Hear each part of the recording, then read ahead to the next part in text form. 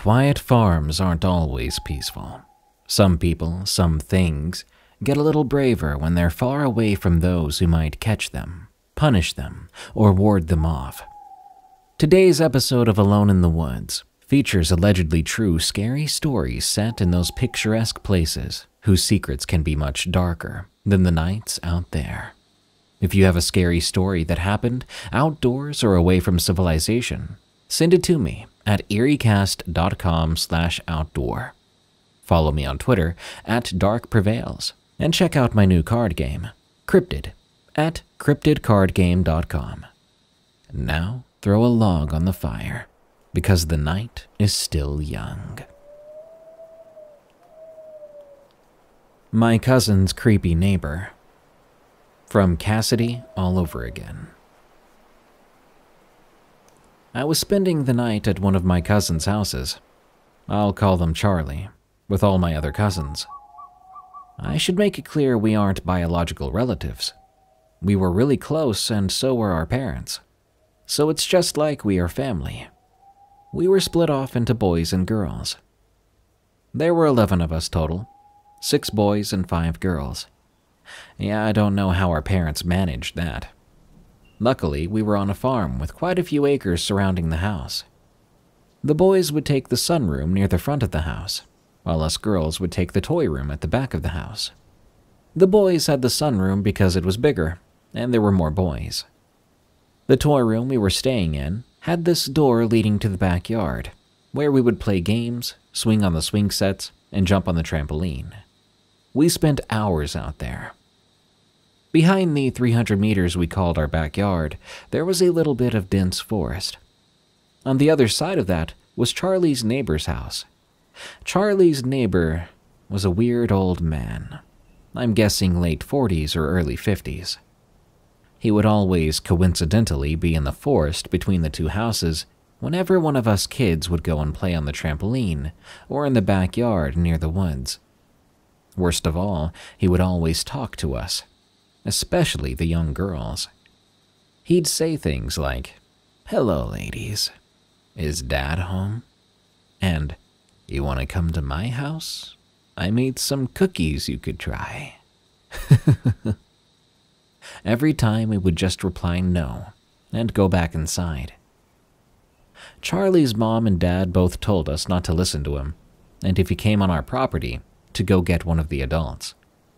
He had been warned by Charlie's father a few times, and once Charlie's father had come out armed because the man had started to get aggressive.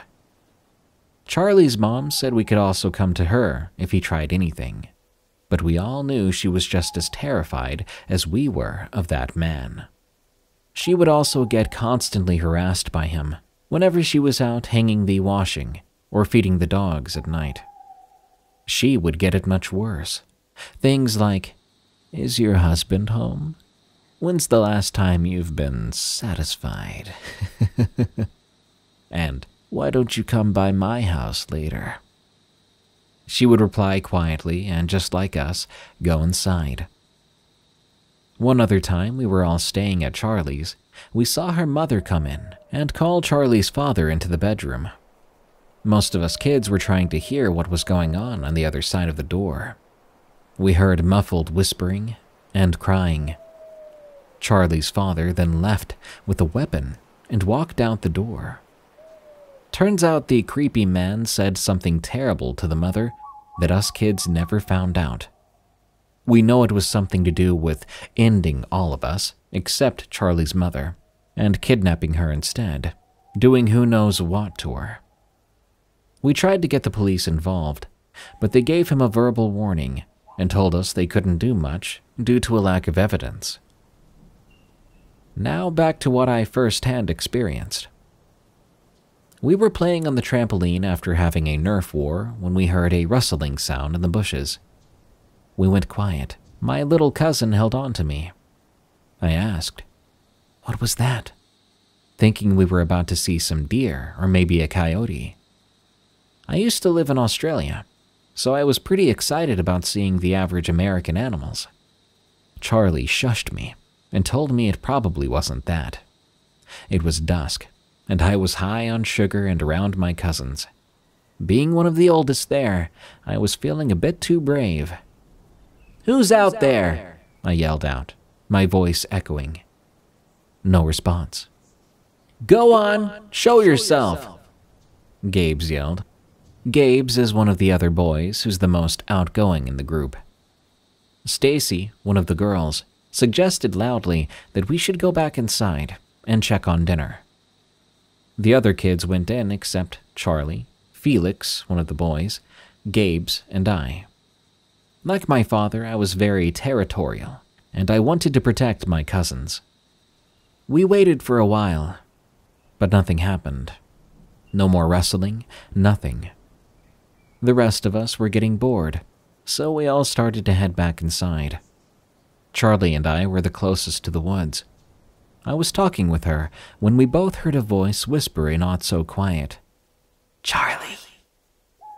We both turned around, white as ghosts. Then we heard whistling, like a slow bird whistle. We ran inside. We didn't tell Gabes or Felix what we'd heard.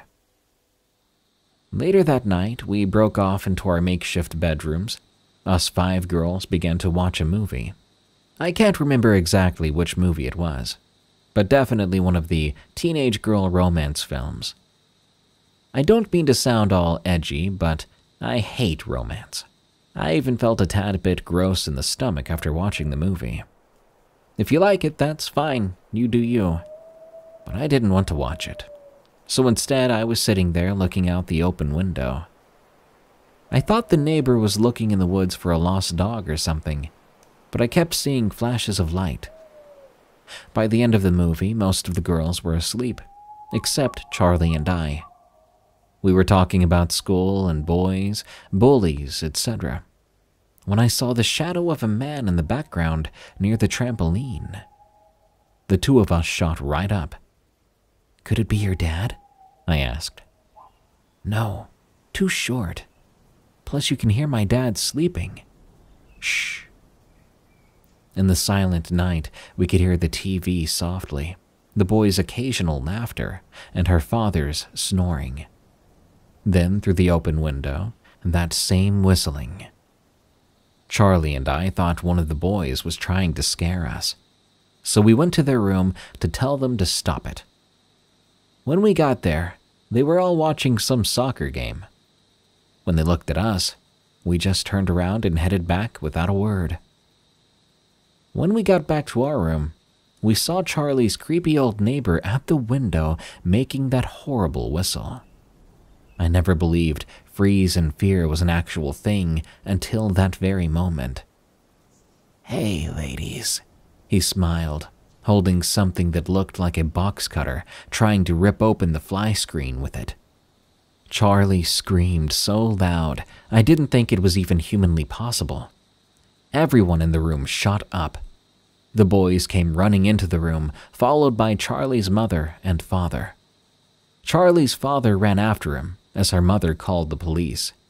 Charlie's father came back about 10 minutes later, finding duct tape, rope, some sort of whip, and a lighter in that very same bush we'd heard the rustling just hours before. God only knows what he was planning to do that night, and with whom. He was found and arrested, and eventually convicted. But I don't know how long he's going to stay in there. Hopefully for the rest of his life. I never want to see him again. An Oklahoma Farm. From Waypastwhere. I grew up on a cattle farm in rural Oklahoma, about an hour's drive from Tulsa. It was just me, my parents, and my older sister Jenny. Our nearest neighbors were 5 miles down the road, and the closest town was a good half-hour drive. It was the kind of place where you could walk for hours and not see another soul. Now don't get me wrong, it was a good childhood in many ways. Plenty of space to run around and always something to do on the farm. But there was also a loneliness to it, and a whole lot of time for a kid's imagination to run wild. At least, that's what I used to tell myself about the things I saw and experienced. It started when I was about 7 years old. I remember because it was right after my birthday. I'd gotten a new telescope, and I was obsessed with stargazing. One night, I was out in the field behind our house, looking up at the sky, when I saw something strange. It wasn't a star or a plane. It was this light, moving in impossible ways, zipping across the sky, stopping on a dime, then shooting off in another direction. I called my dad over, but by the time he got to me, it was gone. He patted me on the head, saying it was probably a satellite, but even then I knew that couldn't be right. Satellites just didn't move like that. That was just the beginning. Over the next few years, weird things kept happening. Little things at first, stuff that was easy to brush off or explain away. Like the time I found strange tracks in the mud near the pond. They were three-toed, almost like a bird's, but bigger and deeper. Dad said it had to be a heron or something, but I'd seen herons before, and these tracks were different. Then there were the noises. Sometimes at night I'd wake up to this low humming sound. It wasn't loud, more like a vibration that you could feel in your chest. I asked Ginny if she heard it too, or felt it, and she said she had. But our parents never seemed to notice. But the really weird stuff, that always happened when I was alone. I remember one afternoon when I was about 9. I was out checking the fence line, something I often did to help my dad. It was a hot day, sun beating down, no clouds in the sky. I was walking along the edge of our property, where it met the woods, when suddenly everything went quiet. No birds, no insects, nothing. The air felt heavy too, like right before a storm. That's when I saw it, just for a second, mind you. In the shadows between the trees, there was something tall, maybe 7 feet or so, and thin. Its skin looked rough, almost scaly, and its eyes were huge and black, like a beetle's. I blinked, and it was gone. The sounds of the farm then came rushing right back, crickets going crazy and birds calling to one another. I could even hear the distant lowing of the cattle. I ran all the way back to the house, but this time I didn't report it to my dad or anyone else. They hadn't believed me then, and they weren't believing me now. Another time, when I was 10, I was out in the barn late at night, helping my dad with a calf that was being born. Dad had gone back to the house to get some supplies, leaving me to keep an eye on things. I was sitting on a hay bale, trying not to fall asleep, when I heard a scraping sound from the hayloft above me. I looked up, and there was a face peering down at me from between the slats. It wasn't human. The head was too big, too angular. The eyes were those same black ones I saw in the woods that day. I could see a clawed hand gripping one of the boards. I must have made some kind of noise, because my dad came running back into the barn. By the time he got there, whatever I'd seen was gone. Dad ran up to check the hayloft, but he didn't find anything, not even footprints in the dust. These incidents continued over the years. Sometimes it was just a feeling, a certainty that something was watching me from just out of sight. Other times it was more concrete, weird lights in the sky that moved in ways planes and helicopters just couldn't. Or strange burn marks in the fields that appeared seemingly overnight. One of the most vivid memories I have is from when I was 11. I'd gone fishing at the pond on our property. It was about half a mile from the house. I must have dozed off in the warm afternoon sun, because next thing I knew, it was twilight. As I was packing up my gear, I saw ripples on the surface of the pond. Something was moving under the water, and whatever it was big. I thought it could be a snapping turtle. We had some monster-sized ones in that pond. But then it surfaced, just for a moment. It wasn't a turtle. It wasn't anything I recognized. It had the same scaly skin I'd seen before, a long neck, and those eyes, those awful black shining eyes. I dropped everything I had and ran. When I got back to the house, my mom was frantic. Apparently, I'd been gone for hours longer than I thought. To me, it felt like I'd only been at the pond for maybe 2 hours tops.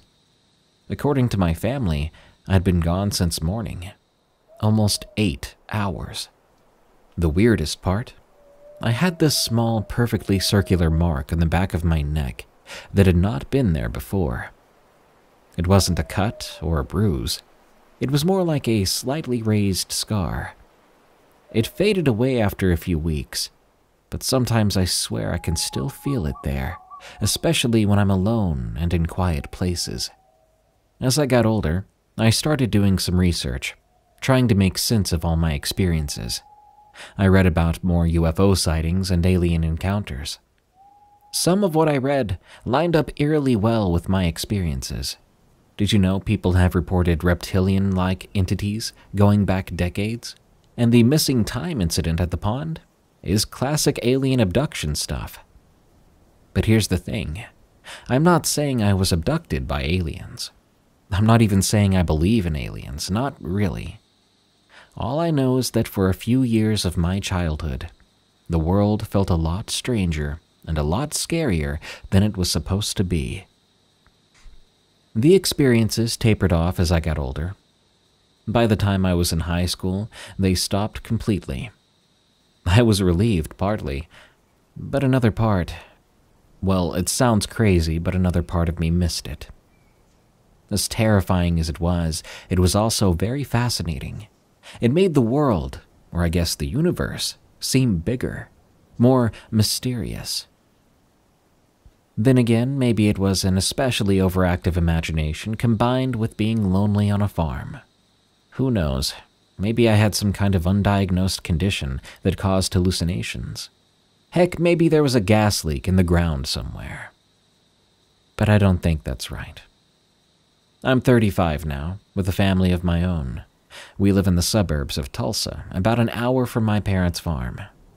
I have a normal job, a normal life. Sometimes, especially when I visit my parents, though, those old feelings come rushing back. Last summer, I took my own kids out to the farm for a week. One night, my 8-year-old son came running into the house, eyes wide with excitement. He said he'd seen lights dancing in the sky, moving in weird ways. My heart nearly stopped. I went outside with him, but of course by then there was nothing to see. Just stars and the blinking lights of distant planes. I pointed at the planes and told him it was probably just that. But immediately, I had this guilty feeling, like I was the biggest hypocrite. Wasn't I doing exactly what my parents had done to me? Dismissing something just because it didn't fit into our neat, orderly view of the world? That night, after the kids were asleep, I walked out to the old pond.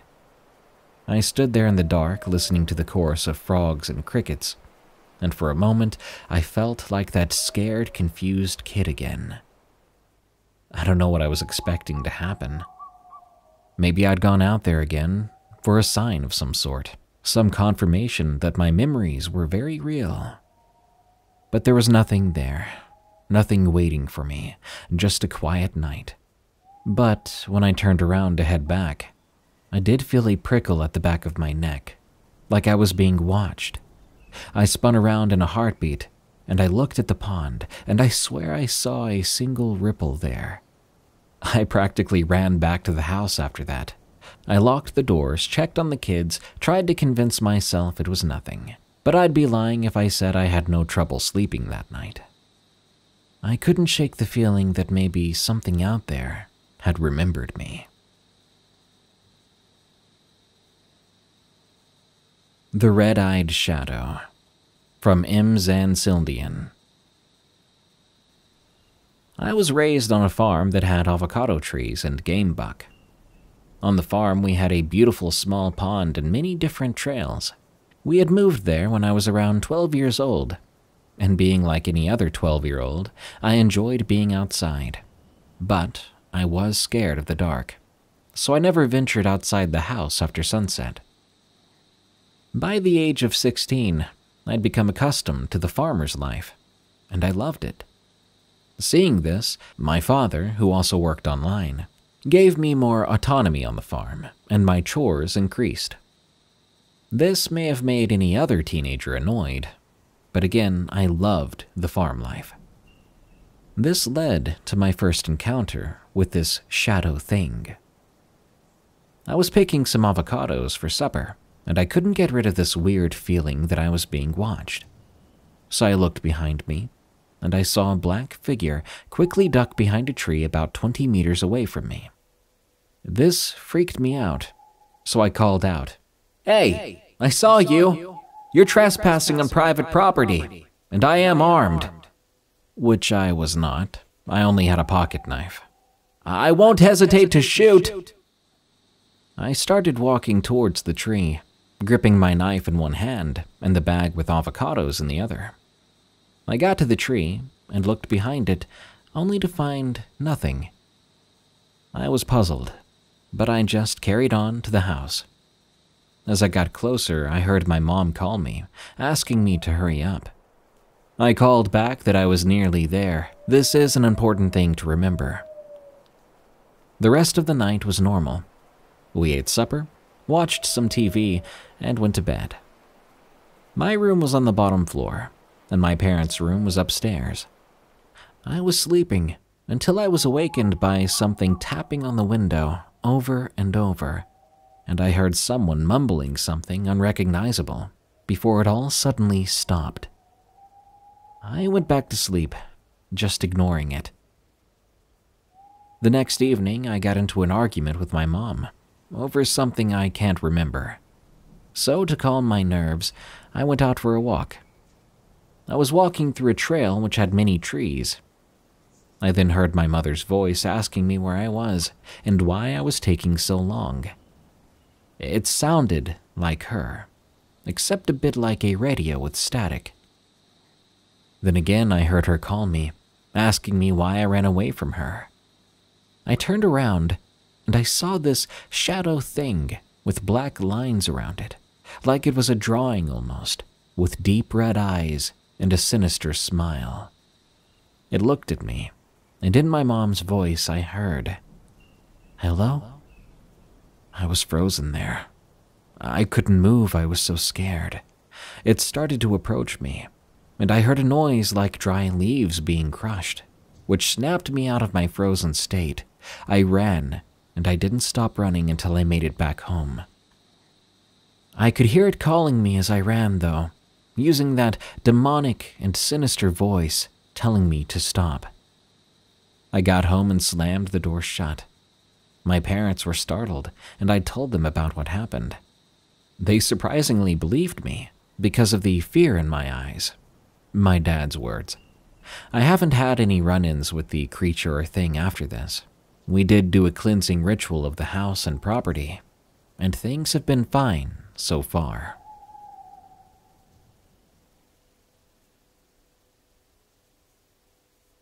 The Old Farmhand, from Stephen H. I used to own and run a dairy farm about an hour outside of Milwaukee. I ran it for nearly 20 years, before the economy took a downturn and I had to sell it. Nowadays, I live in the city, working a regular 9 to 5 until it's my time for retirement. But I can't say I miss the farm much, not after what happened. This all went down about 12 years back. I had a small staff to help run the place, mostly local kids and a couple of long-time employees. But we needed someone to take care of the landscaping, keep the place looking nice. You see, we did tours sometimes, school groups and the like. Sometimes it was free, other times they would pay, and it would be a little extra income, good for community relations. So I put out an ad in the local paper, and that's how I met a man named McAfee. He seemed nice at first. Quiet guy, maybe in his late 30s, said he had just recently moved to the area. He had some experience with gardening and was willing to work for a reasonable wage. So I hired him on. McAfee's main job was to keep the areas around the farmhouse and the tour route tidy. But he took a special interest in the pond that we had, a little ways from the main house. Said he wanted to create a real showpiece there, something to wow the tourists. I figured it couldn't hurt, so I let him have at it. I remember this one time. I went to check on his progress at the pond.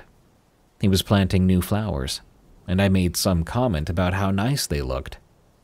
He turned to me with this weird smile and said, "Beauty's only skin deep, sir. It's what's underneath that really matters."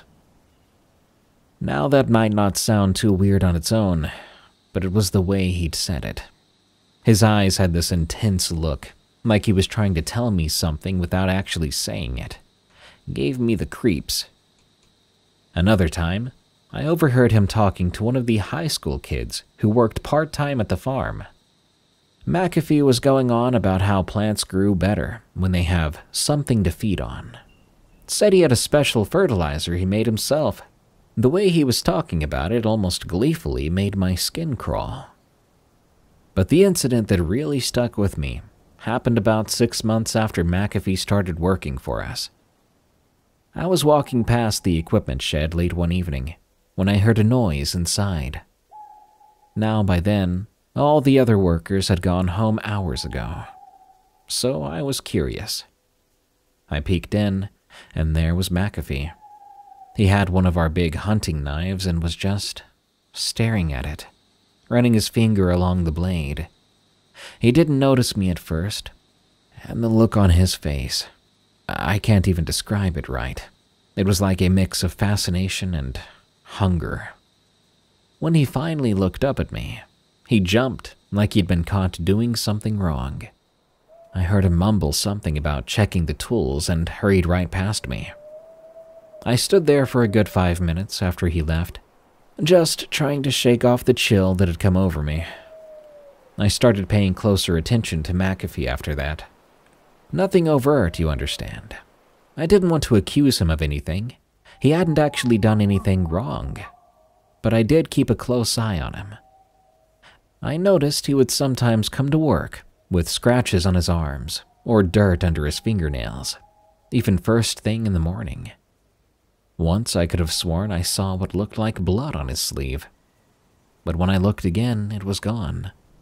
About a year after I hired McAfee, well, McAfee just disappeared.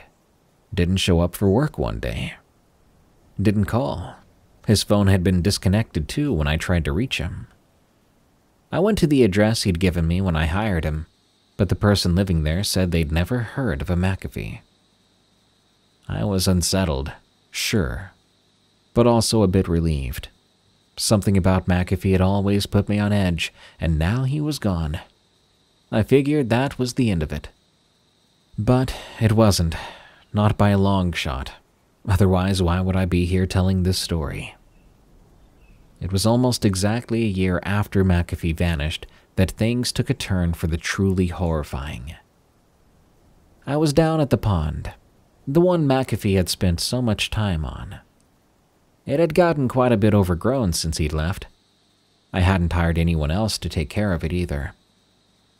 There was this one patch near the water's edge that was growing like crazy. The plants there were huge, way bigger than I would have expected, and the colors were all wrong. Too vivid, almost garish. I remembered what McAfee had said about his special fertilizer, and I felt a chill run down my spine. I don't know what possessed me to start digging. Curiosity? A morbid hunch? Whatever it was, I wish I had ignored it. Let someone else do the digging. Because what I found, I still have nightmares. About 2 feet under, I hit something solid. At first I thought it was a root, maybe a piece of old equipment that had been buried there. But as I cleared away more dirt, I realized I was looking at a human skull. I'd like to say I kept my cool, called the police right away. But truth be told, I panicked. I scrambled back, fell on my rear end, and just sat there staring at the partially uncovered skull for what felt like hours. When I finally pulled myself together, I called the sheriff. They came out with a forensics team and started to dig some more. They found 2 bodies buried there, both women. The coroner estimated they'd been there for about 2 years. The investigation that followed was a nightmare. Police were crawling all over my farm, reporters sniffing around for a story. They questioned me, of course, but I think they figured out pretty quick that I wasn't involved. I told them about McAfee, gave them all the information I had on the guy. But it wasn't much, really. They never found him. From what the detectives told me, they think he was responsible for at least 5 murders across 3 states. Always the same MO. Women in their 20s or 30s, buried in rural areas, often near water. They think he moved around a lot, taking jobs on farms or in parks, where he could work alone and have access to secluded areas. The worst part, one of the detectives let slip that they found traces of some kind of chemical in the soil around the bodies. He wouldn't give me the details, but from the way he looked when he mentioned it, I got the impression it was something nasty. All I could think about was McAfee talking about his special fertilizer and how the plants grew so well with something to feed on. As I said, the economy took a downturn, and this situation didn't help. I sold the farm and moved into the city. I just couldn't stand to be out there anymore. Knowing what had happened, knowing I had employed a killer, had casual conversations with him, all while he was... God, I can't even imagine what was going through his head. I wonder, do you think he killed those people out there on my property? Or did he just drag them there? Everytime I Blinked. From Rosalina1234. This experience spans from my mom's childhood to my early teens. I have personally been highly interested in the paranormal since I can remember. That's because my first memories are of the paranormal. I spent most of my childhood on a 100-year-old family farm in a rural area of southwest Georgia. This farm belonged to my maternal grandma's side of the family. We lived in a 3-bedroom trailer right by the road that crosses through the farm. About 30 minutes down the road is my grandpa's side of the family's farm, where my mom grew up. I'll start with my first memories. I can't tell you exactly when it started or how, but it was always after my parents had tucked me in and left. I was in a normal bed facing the door.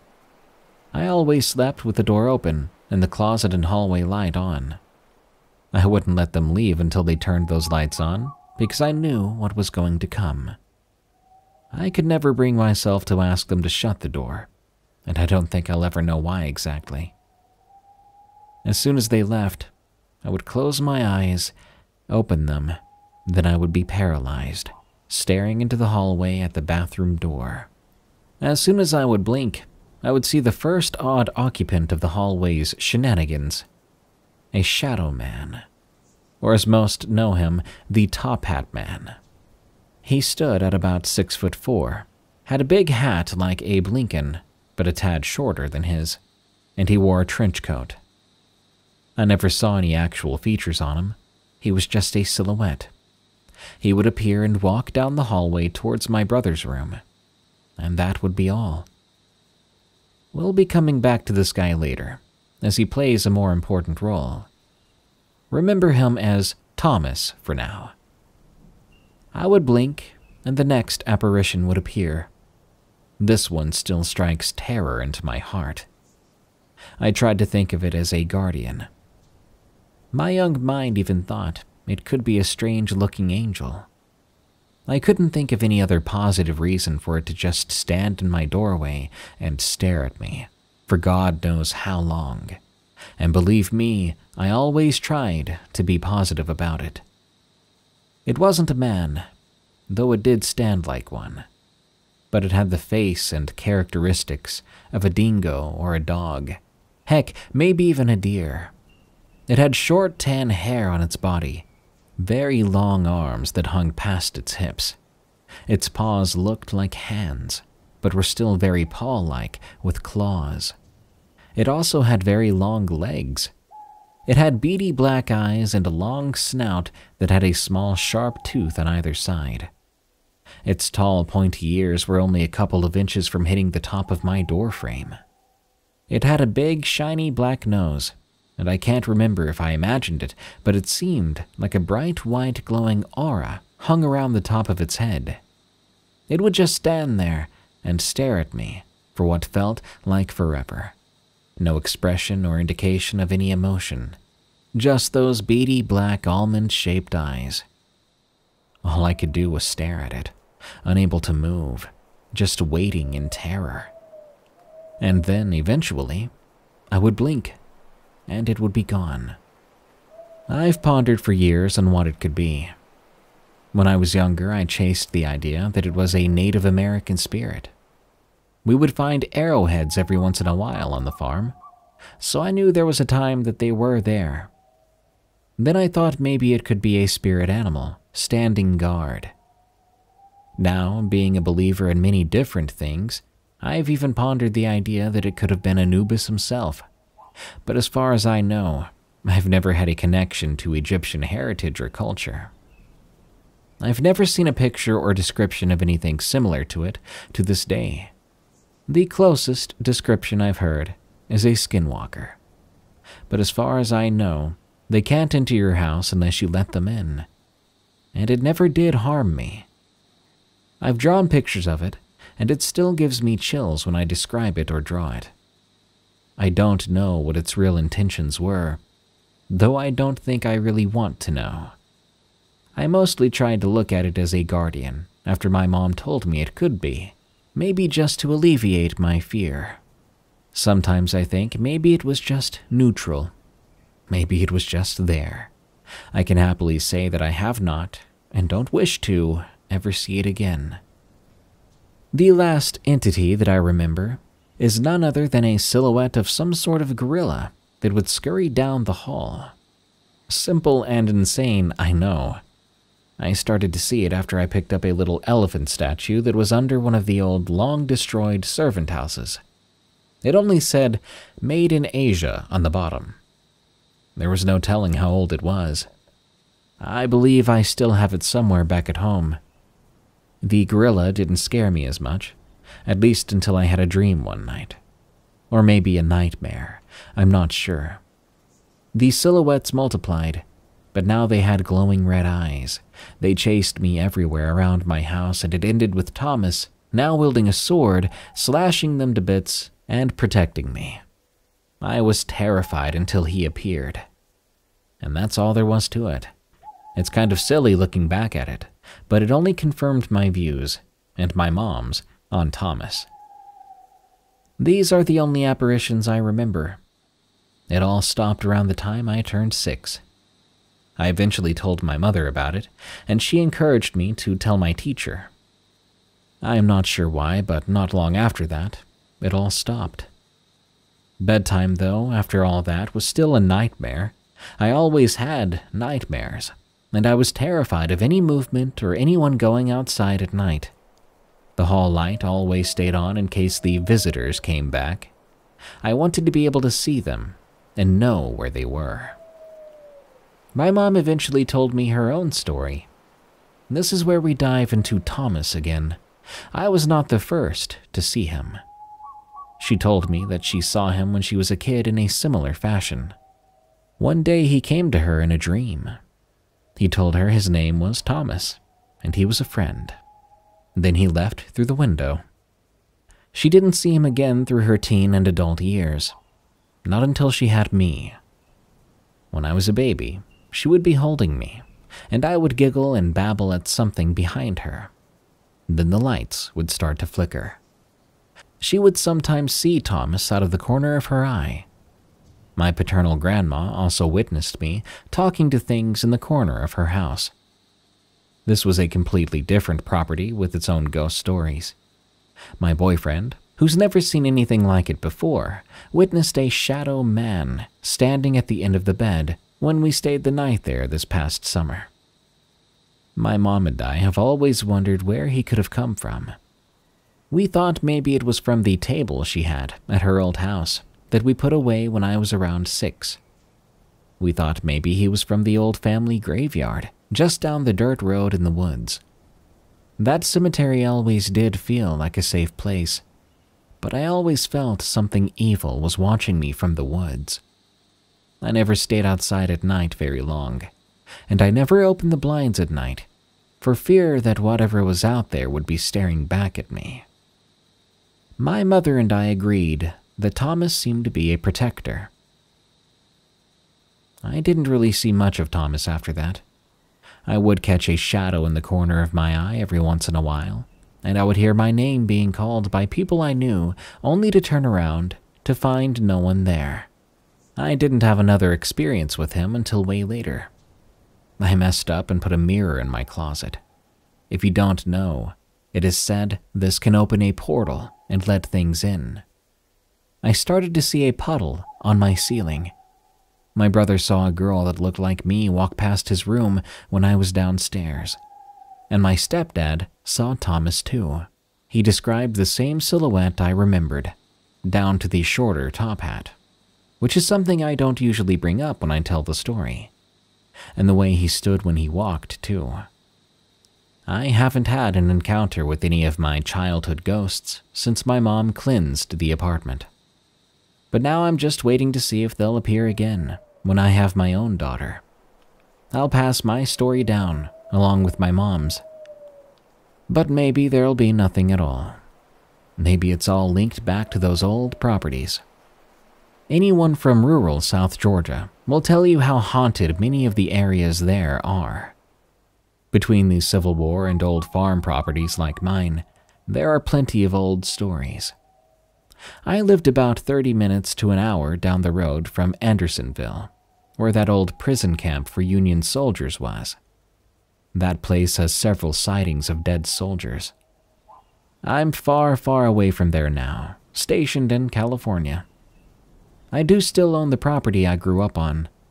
Neither of my parents wanted to stay after they divorced, and my granddaddy passed away. He ended up leaving it to me and my brother. It's overgrown and unused now. I still stop to visit it when I go home on leave, but you won't catch me there at night on my own anytime soon. Many have told me it was all just sleep paralysis, but that doesn't explain my mom's experiences and the other interactions I've had. I just can't settle for that explanation. I continue to have a high interest in and respect for the paranormal today because of all of it.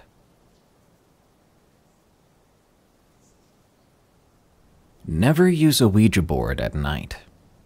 From Pleasant Peasant. 4 years ago, on July 4th, I was staying for a full week at my grandma's house. It was me, my grandma, and my cousin. My cousin and I were poking around in my deceased grandfather's old things and came across a Ouija board. We were both super excited to discover this. We both had religious parents who are very worried about everything. We had never seen one before. We decided we would use it later that night, after Grandma went to bed. For a bit of background info, my grandma lives on a huge property in Texas with nothing around it, and we were totally alone. My grandparents bought the land and built a house there years back. The house is very long, but not more than a couple of rooms wide. Of course, me and my cousin being my age, decided to be in the room farthest from my grandma's room. From there, she could have screamed, and she wouldn't have heard us. She said goodnight at about 9:30. We waited another hour to make sure she was fully asleep. Then we pulled out the board and began to ask questions. Just simple ones, and it answered them. However, my cousin got pissed when it was moving and thought it was just me. We started talking angrily at it and making fun of it. This was probably the stupidest idea he could have had, but I made a worse one and just packed it up and put it back in the box. I realize now that I should have apologized, and said a proper goodbye so that any pathways were properly closed. Time passed and nothing happened. I'd always been forced to sleep upstairs right next to the attic, so the rest of my family got the rooms. However, it never bothered me because my sister slept upstairs too. I remember always hearing about bad and unexplained stuff happening there. On one occasion, my grandma came back from work to find her house destroyed. It looked like a break-in, but nothing was taken, and the alarm was still somehow armed when she walked in. That was the major experience, but there were many small ones, such as doors shutting, tapping on walls, and everything else cliché. But last summer, I stayed by myself again, and I slept upstairs. The first night, I had a violent nightmare of lying on my air mattress and hearing banging in the attic. Then there was scratching on the attic door. Eventually, the door opened, and I saw a black figure about 4.5 feet tall walk out and just stare at me. In the morning when I went down to breakfast, my grandma asked why I was scratching on the door last night. My heart nearly stopped, and my blood ran cold. A few hours later, I felt I had to know if something was wrong. I hopped on a FaceTime with my friend, took up a pull stick, and wrenched open the attic door. I walked around and found nothing suspicious at all.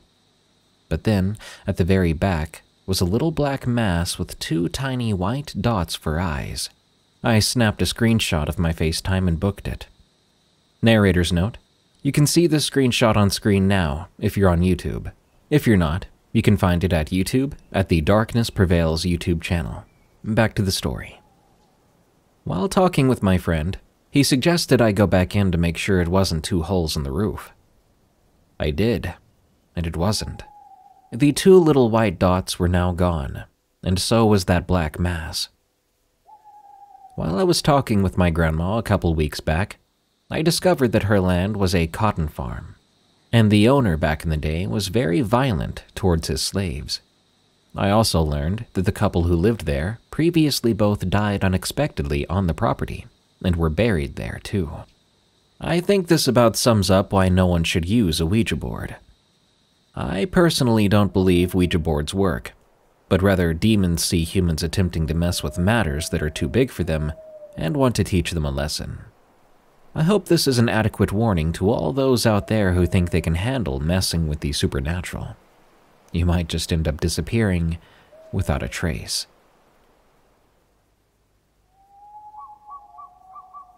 UFO Sightings in Texas.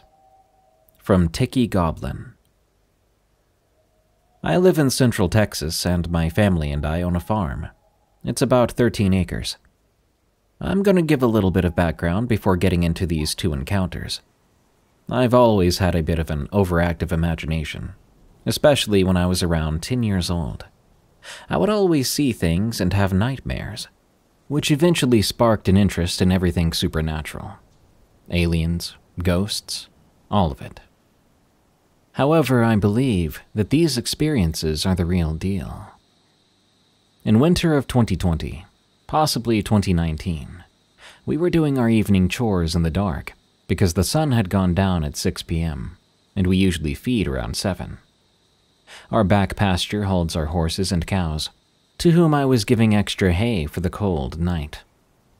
While pushing the wheelbarrow down to the gate, I noticed something above the tree line in the back of our pasture. We have a small patch of forest in the back where coyotes and other wildlife like to live. While I was looking at this UFO, I noticed it looked like a saucer with lights going all around it. I squinted to try to get a better look at it. But when I did, it ducked back down behind the trees. It was like it saw me. At the time, I didn't realize how far back the tree line was, and I thought it was some fancy drone our rich neighbors had bought. Thinking nothing more of it, I did my chores and went off to bed. In the morning, I woke up and went to do my morning chores. That's when I noticed how far back the trees really were. My eyes widened. That thing was a lot bigger than I thought, I mumbled to myself. After doing my chores, I went to tell my mom and little brother. They were confused, but believed my story. My brother even mentioned it during evening chores that night. Now I'm scared to go down there, he laughed. However, we never saw that flying saucer again. My second sighting was when I was with my mom. It was about a year later. We were going to check the baby chick brooders and our rabbit hutch. We were using our phone flashlights, and while we refilled the food, both our phone lights went out right at the same time, and we couldn't get them to turn back on. Confused, we just let our eyes adjust to the dark and went on completing our task. The rabbit hutch was down by the back pasture with the horses and cows. It had been a shady hutch for the goats, but there were enough trees and another small hutch they went under as well, so we turned it into a little hutch for the rabbits instead. We have a great view of the night sky in the country, so we looked up to see the stars. But the first thing I saw was a red orb floating across the sky. "Oh, a plane," I said, pointing. "Over there by the water tower?" my mom asked, pointing in a completely different direction. I looked at her a bit confused, then noticed there was another red orb where she was pointing. "Oh, 2 planes," I thought, raising my eyebrows. That's when I looked in the other direction and saw another red orb. That's weird. 3 planes out here at the same time. That's when I noticed they were in a great big triangle. Suddenly, my mom's phone light came back on. It startled me, but thinking nothing more of the 3 planes, we checked the rabbits and turned off the light. While heading back to the house, my phone light came back on too. I turned it off to save battery and looked up to see that the 3 orbs were now gone. I gulped, and we hurried back up to the house. I told my best friend, who was also really into this stuff, and she replied in all caps, "Aliens." I laughed and replied, "Possibly, but I'm not sure." To be fair, I wasn't lying at the time. But then now, when I found the EerieCast podcasts, I realized other UFO sightings were almost exactly like mine. Did I actually see UFOs? Or was it drones or planes? Who knows? I think I did. My mother thinks we did. My friends do too. However, if all these sightings are true, what are they?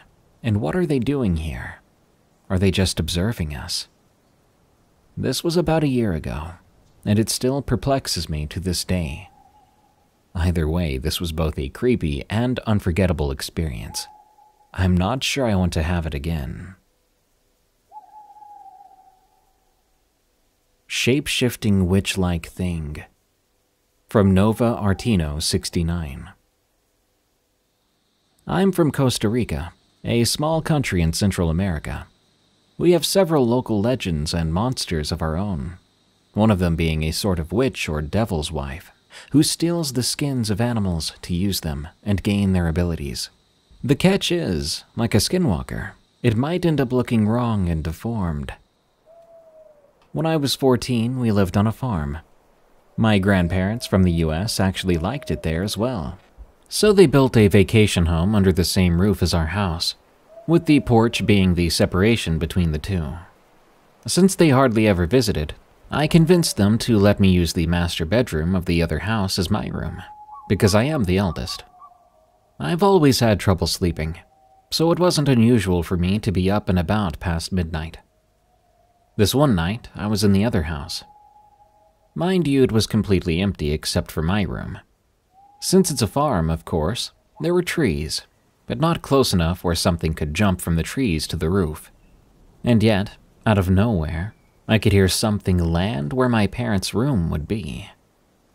A couple of seconds passed, and then this thing began to run all the way to where my room was. The sound was so loud, it felt like the roof was about to collapse. I couldn't move, and my window was open since it was a cold night. Thankfully, at the least, it had a screen, because as soon as it reached my head, it swung and latched onto that screen, yelling and trying to get in. I saw it. It looked almost like a monkey, but the face was more feline, the hands ending in claws. I panicked and ran to shut and lock the windows, still hearing that thing, then locked myself in the bathroom where I stayed until morning. When my parents woke up, I asked if they had heard anything last night, but they hadn't. Then I went to check the screen outside, since I absolutely did not want to open my window. Lo and behold, the screen was torn almost completely. Needless to say, that same day I moved my things back to my old room, which I shared with my little sister, and I got in trouble for the destroyed screen. Thanks for stopping by our little campsite here at Outdoor Terrors. To hear your story on the show, send it to us at darkstories.org. For more scary stories from me, catch me on my other podcasts, Unexplained Encounters and Tales from the Break Room on Spotify, Apple Podcasts, or your favorite podcast app. Or go to eeriecast.com for those and even more terrifying podcasts. Follow me on X or Twitter at Prevails, and if you don't mind, leave a rating for Outdoor Terrors on Spotify and Apple Podcasts. Till next time, I'll see you soon when the campfire blazes once again.